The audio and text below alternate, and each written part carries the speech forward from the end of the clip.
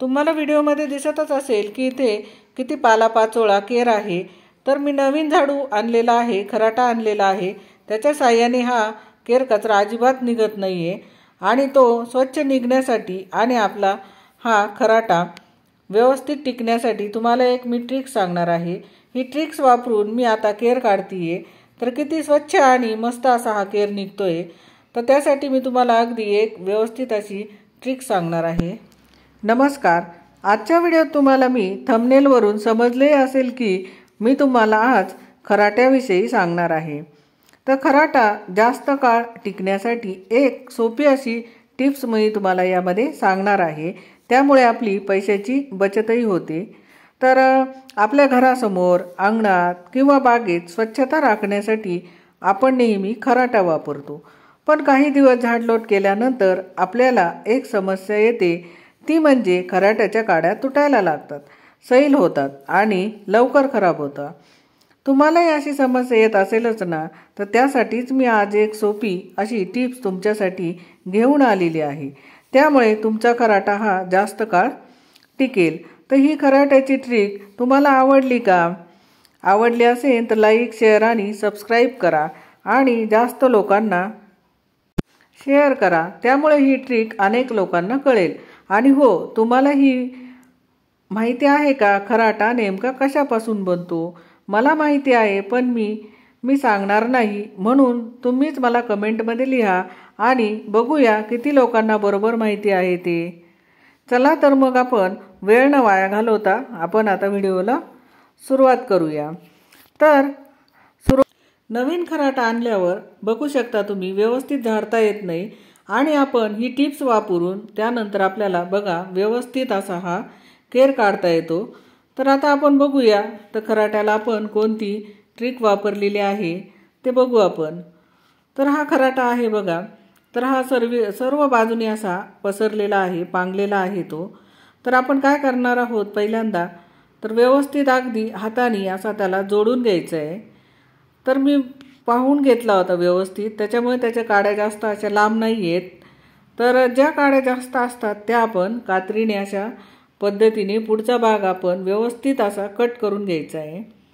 या अशा पद्धतीने जेवढा जास्त भाग आहे तर याला काही जास्त नव्हता तर निघालेला आहे। तर मी हा बघा अशा बारीक बारीकच काड्या याच्यातून निघालेल्या आहेत आणि आता हा आपण पुढचा भाग करून घेतला आहे। त्यापुढे आपण काय करणार आहोत हे बघूच। तर आता हे व्यवस्थित एकाला एक जोडून घ्यायचे अशा पद्धतीने आणि हे व्यवस्थित कट करून घेतले आपण, तुम्ही बघितलंच। आता पुढे काय करायचे, तर आपण हा खराट्यासाठी तर हे आपण ही वाळू घेतलेली आहे बघा, मी अर्धी वाटी, जवळजवळ मूठभर वाळू आहे ही। तर आपण ही वाळू काय करायची ते बघू। तर ही थोडी थोडी वाळू आपण घेऊन या खराट्यामध्ये मध्यभागी आपण हे टाकणार आहोत। तर खराटा असा हाताने बाजूला करून मध्यभागी आपण ही वाळू त्याच्यामध्ये टाकायची आहे। थोडी थोडी करून आपण ही सर्व वाळू ह्याच्यामध्ये टाकून घ्यायची। तर अशा पद्धतीने ती मध्यभागी टाकायची आहे। तर मी खराटा असा आडवा धरलाय, तर तो उभा धरून आपण त्याच्यामध्ये व्यवस्थित अगदी टाकायचे आणि अशा पद्धतीने खाली असं ठोकून घ्यायचे। वाळू टाकल्यानंतर थोडी ठोकून घ्यायचे। परत असंच करून आपण ही सर्व वाळू हळूहळू त्याच्यामध्ये टाकून घेणार आहोत। मध्यभागी जाईल अशा पद्धतीने ही वाळू त्याच्यामध्ये आपण भरायची आहे। हे बघा मी दाखवते त्याप्रमाणे आपण ही सर्व वाळू टाकायची आहे। तर ही वाळू त्याच्यामध्ये टाकल्यामुळे ज्या काड्या निघतात त्या ह्याच्यामध्ये निघत नाही आणि व्यवस्थित अगदी आपला हा खराटा चांगला तयार होतो। तर फक्त तो व्यवस्थित अशा पद्धतीने वाळू टाकल्यावर ठोकून घ्यायचा आहे, एकही काडी त्याच्यामध्ये निघत नाही आणि हा खराटा जास्त काळ आपल्याला टिकतो। तर ही सर्व वाळू हळूहळू मी टाकलेली आहे, टाकतीये हे बघा अशा पद्धतीने। आणि जी वाळू थोडीफार बाहेर येत नाही, मी आडवा धरल्यामुळे ती थोडी बाहेर आली आहे।